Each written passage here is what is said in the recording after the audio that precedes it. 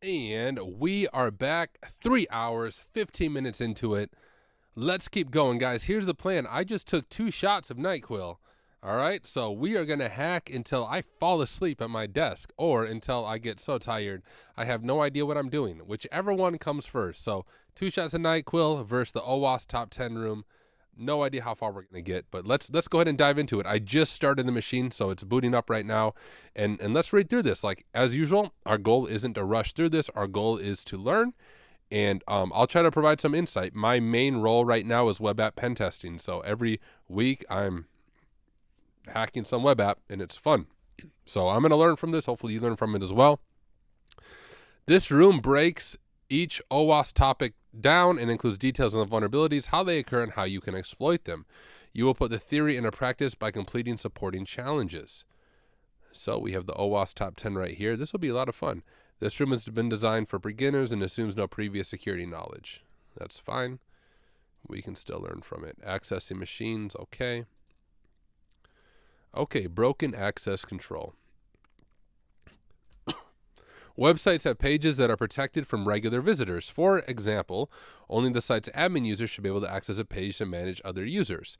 If a website visitor can access protected pages they are not meant to see, then the access controls are broken. A regular visitor being able to access protected pages can lead to the following: being able to view sensitive information from other users or accessing unauthorized functionality. Simply put, broken access control allows attackers to bypass authorization, allowing them to view sensitive data or perform tasks they aren't supposed to. For example, a vulnerability was found in 2019 where an attacker could get any single frame from a YouTube video marked as private. The researcher who found the vulnerability showed that he could ask for several frames and somewhat reconstruct the video.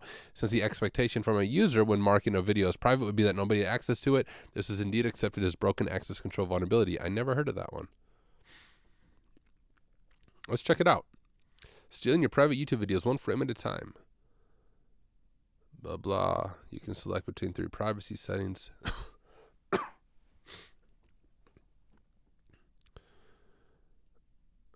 I'm reading this in my head, guys. I don't feel like reading it out loud. I just want to understand how we did this. So we use a Google Ads account, create a new advertisement, which would play a video of mine as skippable. During the ad, I was trying to use the target private videos ID, no success. So he used Google Ads to do it?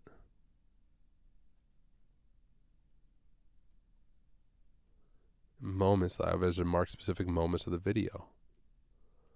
Each time I marked a moment, a post request was made to get thumbnails with the body, which included a video ID. When it was 1, 2 was the time of the moment milliseconds. The response was a base 64 encoded image, which was the thumbnail displayed by ads. I did what I did a bunch of times already and replaced the ID to my second account's private video in the request, and to my surprise, I returned a base 64 response. Base 64 to image, pasted it, displayed a thumbnail. Wow, that's fascinating. Yo, that's crazy. Learned something new. All right. Let's look at the challenge. Oh, this will be really easy. IDOR, insecure direct object reference, refers to an access control, where you wouldn't normally be able to see. This occurs when the programmer exposes a direct object reference, which is just an identifier that refers to specific objects within the server. By object, we can mean a file, a user, a bank account, a banking application, or anything really. For example, let's say we're logging into a bank account, and after correctly authenticating ourselves, we get taken to our URL like this. On that page, we can see all our important bank details, and the user would do whatever they need to do and move along thinking nothing is wrong, right? So let's just open this up. Oh, wait. It's probably not the actual challenge. There is, however, a huge problem here. Hopefully, let me just pause here. I want to pause for those of you watching this who might be new. When you look at that, do you notice what might be wrong here? And you might think this never happens in the real world, but it does. I've seen this on web apps. I've pen tested. Very, very similar thing here. And you can chain this to various other attacks and make some cool things happen. So of course the issue is here. We can update the ID parameter to whatever we want, and if there's nothing stopping us in the IDOR, then we can access other users. You might be able to. So for example, let's say there's a functionality to update a user's email, because often like a password reset goes to an email. And let's say when you make a request, you capture the request in burp, and let's say it's a post request to update an email, and there's also an ID. So it's your ID, you're updating the email. What if you can change that ID parameter from, let's say, year number 1? What if you can change the ID parameter number 2 and still update the email unauthenticated? You could update the email for another user, then you could reset their password and you would get their password reset sent to you. That's the way that these attacks can be chained when you look at this. A meme man said that vulnerability name is a massive pet peeve of mine. Only 25% of the name is the actual vuln. For this reason, we call it authorization bypass. That makes a lot of sense.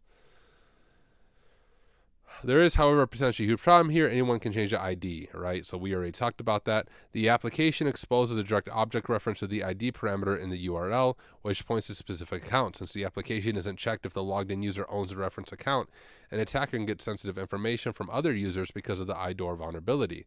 Notice that direct object references aren't the problem, and that's what a meme man's saying. Like that only part of it's a vulnerability, but rather the application doesn't validate if the logged in user should have access to the requested account. All right, I understand it. Go there and log in with the username newt and test 1234. Okay. Newt test 1234.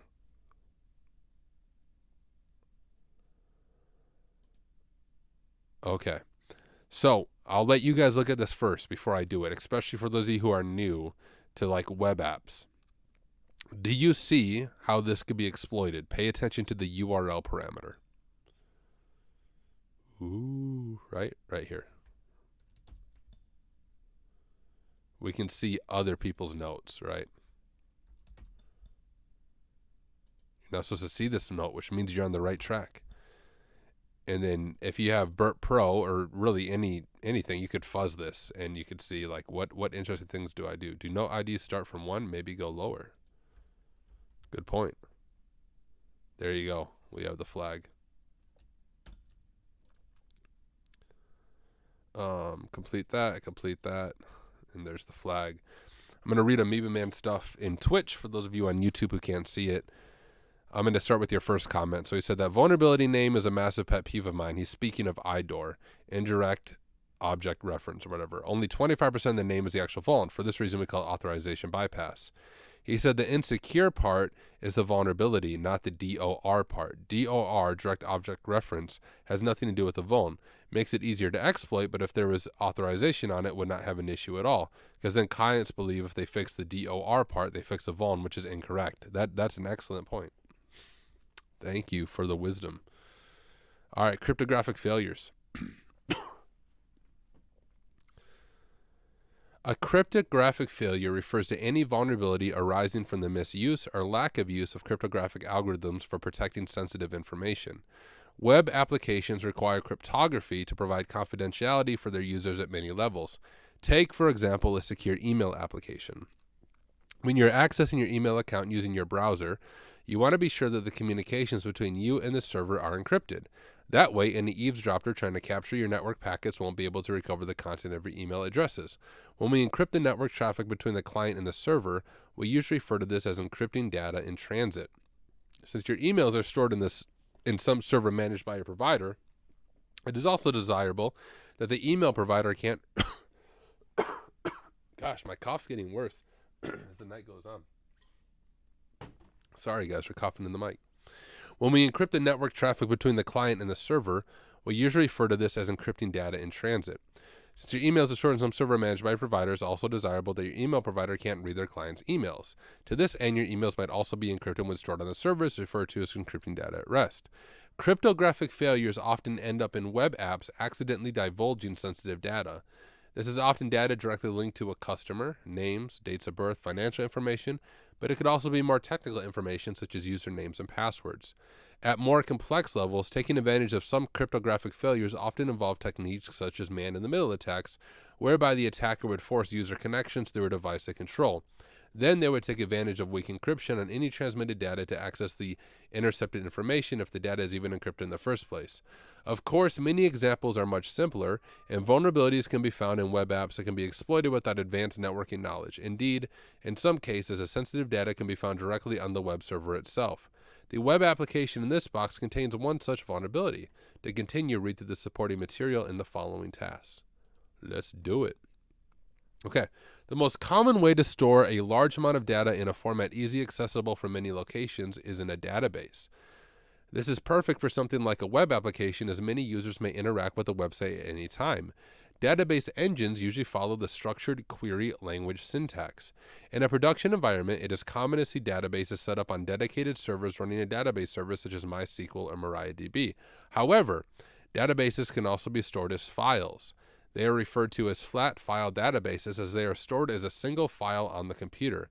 This is much easier than setting up an entire database server and can potentially be seen in smaller web apps. Accessing a database server is out of the scope. Found a typo. Is out of the scope of today's task, so let's focus instead on flat file databases. As mentioned previously, flat file databases are stored as a file on the disk of a computer. Usually this would not be a problem for a web app, but what happens if the database is stored underneath the root directory of the website, i.e. one of the files accessible to the user connecting to the website? Well, we can download and query it on our own machine, with full access to everything in the database. Sensitive data exposure indeed. That is a big hint for the challenge. Let's briefly cover some of the syntax we would use to query a flat file database. The most common... Hey, my cat's back. All right, Cyber Insight. I'll show you my cat. Right here. If you're still on the stream. There he is. He came back just to show himself off. Maybe he'll sit on my lap for a little bit. Just kind of blends in down here because it's so dark. All right, I'm understand that was a squirrel moment. Where was I at? The most common, SQLite database. I believe Amoeba Man has used SQLite on one of the AD networks that you attack. That's where I first downloaded SQLite 3. These can be interacted with in most programming languages and have a dedicated client for querying them on the command line. This client is called SQLite 3 and it's installed on many Linux distros by default. Let's suppose we have successfully managed to download a database. All right, and we see it's that. We can see that there's a SQLite database. To access it, we use SQLite and then the database name.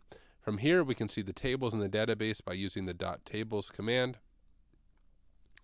And the Amoeba Man said, yeah, for the ma.db file from McAfee to get creds. That's right. I knew I remembered that, at least somewhat. From here, we can see the tables in database by using the .tables command. Customers. At this point, we can dump all data from the table. We won't necessarily know what each column means unless we look at the table information. First, we can use pragma table info customers to see the table information. Then we'll use select blank everything from customers to dump the information from the table. So that's a wild card in SQL. So we're seeing like, hey, here's the table data. We have customer ID, customer name, credit card, and password. And select everything from customers. Then we know what each data is labeled. We're still more credit card numbers. That's the theme of tonight. We can see from the table information that there are 4 columns. ID, blah, blah. We have, so it's just saying it matches up with this. Read and understand the supporting material. Got it. Where's the challenge at, bro? We saw how to query a SQLite database since the data in the previous task. We found a collection of password hashes, one for each user. In this task, we'll briefly cover how to crack these. Was I supposed to hack something? Or was it just an example? Must just be an example. Okay, that's fine.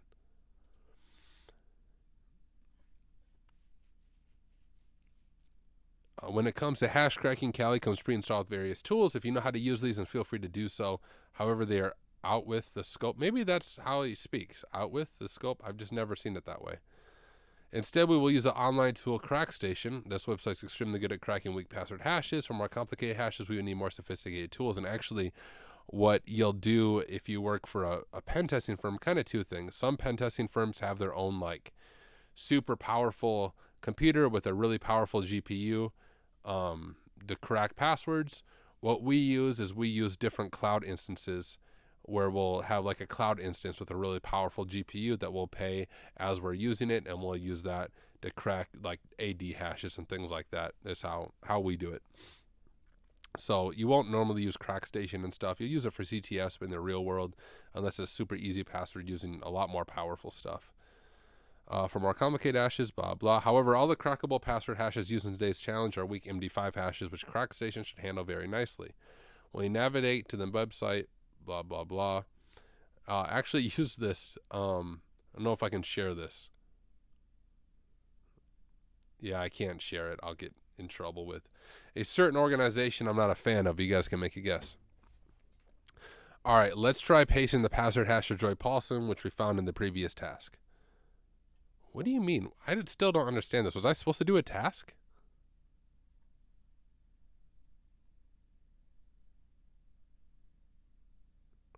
No, I guess not. They're just dropping the password here. It would have been cool if they had you do this yourself, just so you had experience doing that, especially for those who might be a little bit newer. But anyways, whose password are we cracking?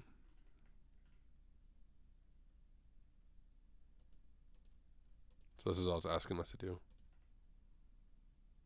Crack hash. What's your password, homie? Password. Oh, man. Very secure. Very, very secure.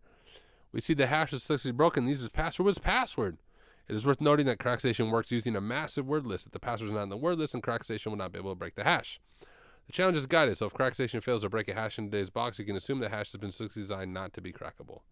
10-4. Oh, here's the challenge. All right. Oh, my cat put hair in my mouth. Yeah. Let me get a drink of water. It's now time to put what you learned into practice for this challenge. Connect this application. Have a look around the web app. The developer has left a note indicating their sensitive data. All right, let's do it. What a beautiful website. Welcome to Sense and Sensitivity. You've reached the future world, #1 in all things therapeutic. I'm coughing. I need some therapy. Oh, so peaceful. For the time being, we're only accepting beta testers, so please contact us here. I would love to. I'm going to be a beta tester. I'm going to make a wild guess and say it's in the page source.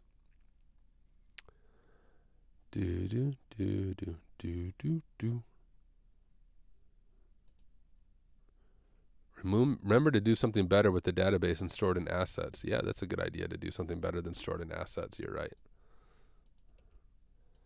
Navigate to the directory you found in question 1. Okay. Yo, what up, Jay Rosner with the party of 3? Thanks for raiding, my friend. Look, we got a web app database right there. Yeah, what up? Thanks for the raid. Appreciate it. We're doing, we did one room on TryHackMe. We did a couple things of AWS pen testing. Now we're back to TryHackMe and just by random pick their newest room on the OWASP top 10. So let's go ahead to my downloads. I also took 2 shots of NyQuil. For those of you just joining, I have like a bad cold and cough. But I've been streaming for 3.5 hours now with being sick. But I've now taken 2 shots of NyQuil, so no idea how much longer I'll last here.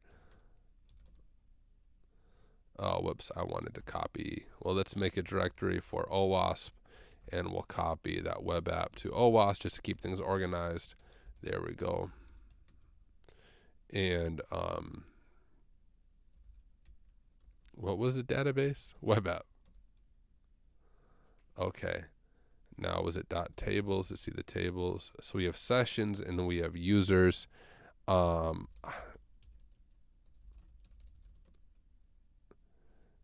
these look like password hashes.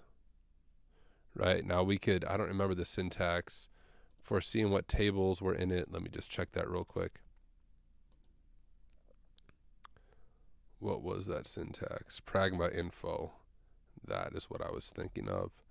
So if we go back to here and we'll do on the users and see what those tables mean for sure.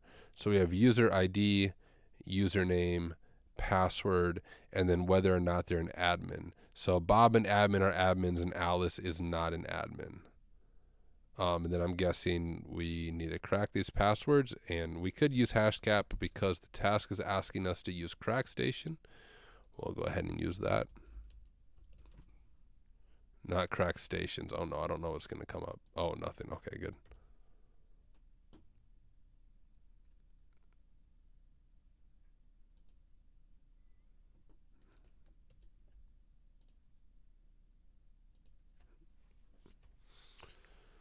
Okay, so that's the first password. We'll grab that. We'll go back to our sweet AWS notes and we'll just drop the password there. That was for the first user who was admin, I think, right? So we'll go like that. We'll see if we can crack Bob's. Go back over here, grab Bob's hash.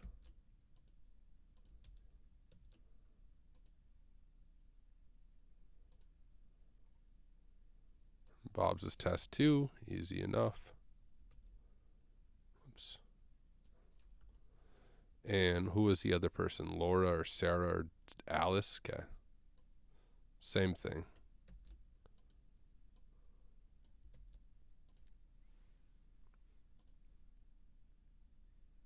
Not found. So Alice, too secure for me, yo.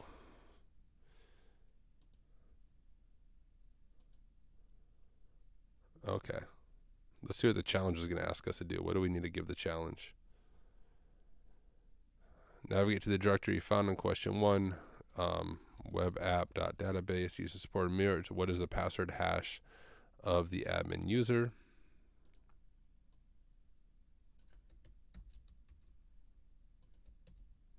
Drop that in there. What is the admin's plain text password? This guy right here. Login is the admin. What is the flag?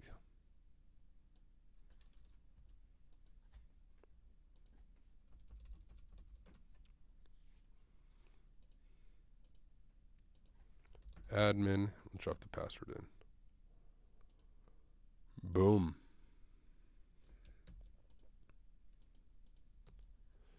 There's the flag. All right, let's do injection attacks. Injection flaws are very common in applications today. These flaws occur because the application interprets user-controlled input as commands or parameters. Injection attacks depend on what technologies are used and how these technologies interpret the input. Some common examples include SQL injection. This occurs when user-controlled input is passed to SQL queries. As a result, an attacker can pass in SQL queries to manipulate the outcome of such queries. A shout out, I think it was Amoeba Man for Advent of Cyber 2022, if my memory serves me correct. He created a room on secure coding where you actually, I don't think you exploit the SQL injection. You actually remediate it, and you learn about how to remediate SQL injections, which was really helpful for me. So check that out. You can access all of the Advent of Cyber rooms, even when it's not Advent of Cyber, and look for the secure coding room on SQL injection attacks. This could potentially allow the attacker to access, modify, and delete information in a database when this input is passed into database queries. This would mean an attacker could steal sensitive information such as personal details and creds. Command injection. This occurs when user input is passed to system commands. As a result, an attacker can execute arbitrary system commands in application servers, potentially allowing them to access users' systems. The main defense for preventing injection attacks is ensuring that user-controlled input is not interpreted as queries or commands. There are different ways of doing this. One is using an allow list when input is sent to the server. This input is compared to a list of safe inputs or characters. If the input is marked as safe, then it is processed. Otherwise, it's rejected, and the application throws an error in stripping input. If the input contains dangerous character, these are removed before processing. Dangerous characters are input classified as any input that can change how the underlying data is processed. Instead of manually constructing an allow list or stripping input, various libraries exist that can perform these actions for you. Until we attack those libraries with a supply chain attack and dependency confusion like we learned in the first hour of our stream. Command injection. All right. Command injection occurs when server-side code like PHP And a web application makes a call to a function that interacts with the server's console directly. An injection web vulnerability allows an attacker to take advantage of that call to execute OS commands arbitrarily on the server. The possibilities for the attacker from here are endless. They could list files, read contents, run some basic commands, they do some recon on the server, or whatever they wanted, just as if they were sitting in front of the server and issuing commands directly into the command line. Once the attacker has a foothold on the web server, they can start the usual enumeration of your systems and look for ways to pivot around. Code example. Let's consider a scenario. MooCorp has started developing a web-based application for cow ASCII art with customizable text. Sounds very useful. While searching for ways to implement their app, they've come across the cowsay command in Linux, which does just that. What?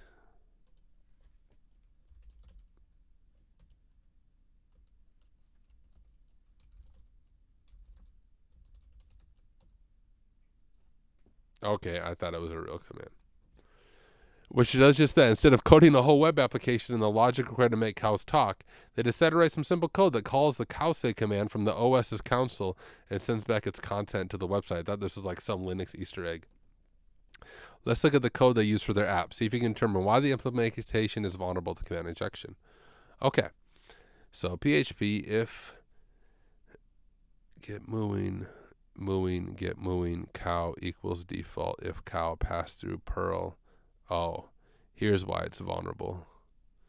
So we can, depending on these parameters, right, we can pass it commands. We could get like a Perl shell and things like that, I think. In the simple terms, above snippet does the following. Check if the parameter mooing is set. If it is, the variable mooing gets what was passed into the input field, right? So user supplied input. Check if the parameter cow is set. If it is, that gets passed to the parameter. The program then executes this function. The pass-through function simply executes a command in the OS's console and sends the output back to the user's browser. You can see that our command is formed by concatenating the cow and mooing variables at the end of it. Since we can manipulate those variables, we can try injecting additional commands by using simple tricks. If you want to, you can read the docs on pass-through on PHP's website for more information on the function itself. All right? Makes a lot of sense.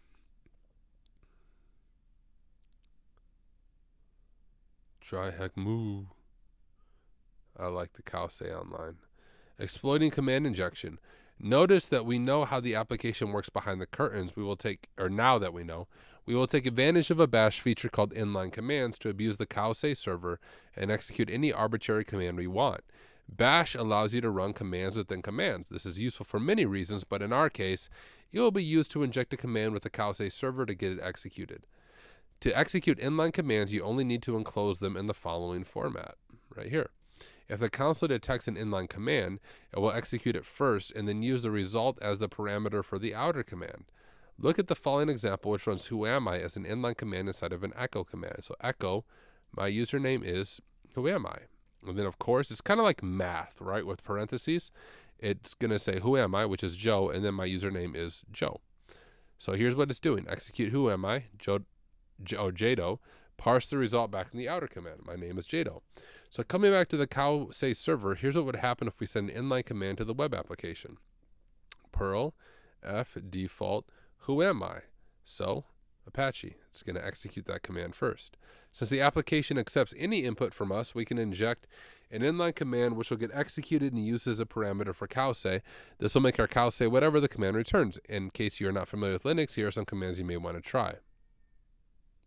Oh, guys, I hear my son upstairs. I'll be right back. I need to go tell him to go to bed. All right, guys. I'm back. My son lost his stuffed animal puppy in his crib and freaked out. So I had to find it for him. But here we go. Let's see if we can get through here. So it's just giving us some other Linux commands that we can try. To complete the questions, navigate here and exploit the cowsay server. All right, let's do it. Right? Does it want us to run a specific command? We're going to ls stuff. What user? Okay. Just want to see what kind of commands it wants us to run.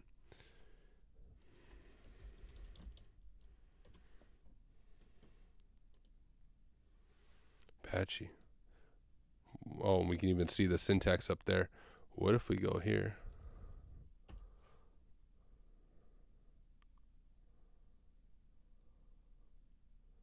Oh, it's not going to want to do it there.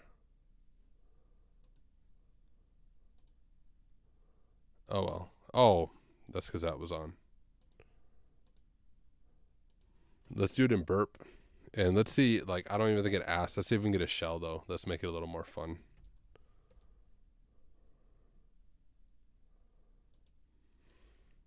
So let's turn intercept back on now.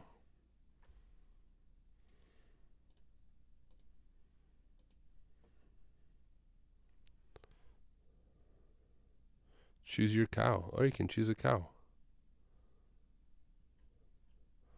And it's in Perl, right? If I'm right. So if we do like,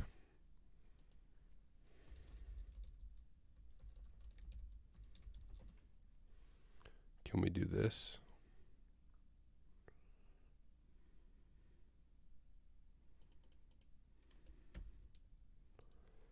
And go here. We'll drop our IP here is 1013.4.234. We'll use port 1337 because we're elite. Go there.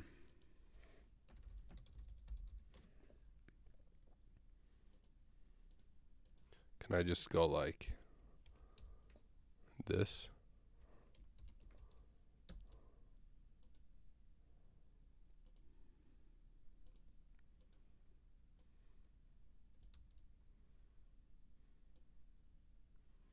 And we'll just URL encode it.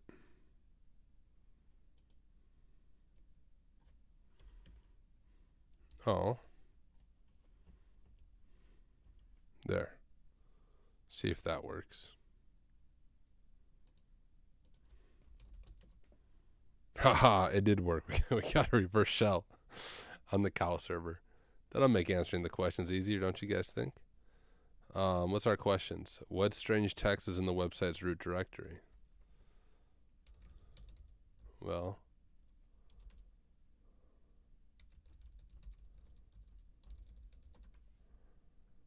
I'm guessing drpepper.txt. How many non-root, non-service, non-daemon users are there?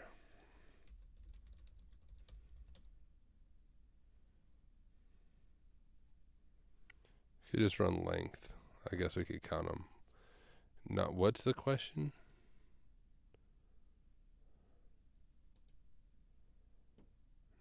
Non-root, non-daemon.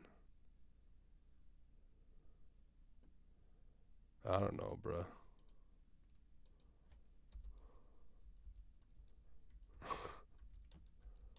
I don't feel like counting.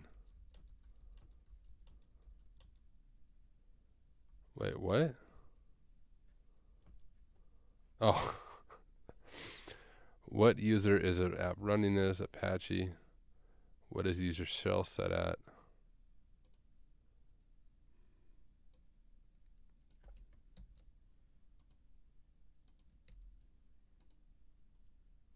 What version of Alpine Linux is running?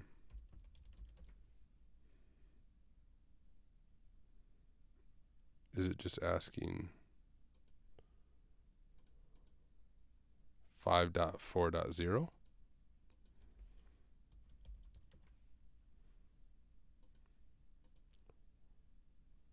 Oh.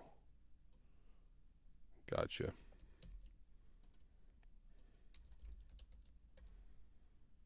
Okay. I don't think that's supposed to happen, guys.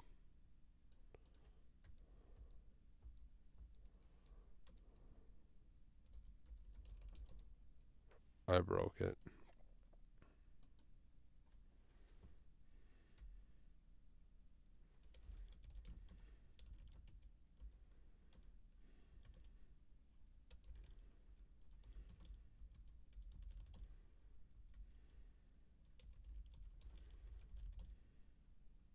There you go. I don't know why it freaked out the first time.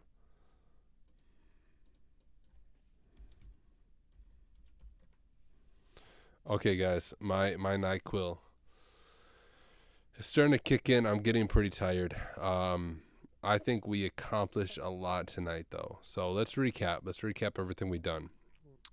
For our first hour, we did the dependency confusion room. After that, we did the Cloud Goat Privest by attachment, where we created a VM and actually elevated our privileges through a VM to delete the supercritical server. Then we did another Cloud Goat scenario, which was like a cloud breach of S3, where we abused a reverse proxy EC2 server. And then from that, we found the access key, secret, and session token, and we assumed the role that was there. Then we listed all the S3 buckets. We found a sensitive S3 bucket. We downloaded a bunch of credit card data.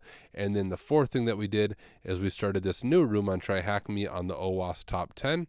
And how far did we make it? We made it through 10 tasks. There's a total of 23 tasks. So we made it about halfway through. And maybe next Wednesday when we stream again, I'll start by the first hour finishing this and then do some other fun stuff. See what's new on TryHackMe. Maybe do another Cloud Ghost scenario. Just hang out, learn, chat together. So guys, thank you. We're just about to hit hour 4 in just a few minutes. So thank you guys for hanging out with me for 4 hours.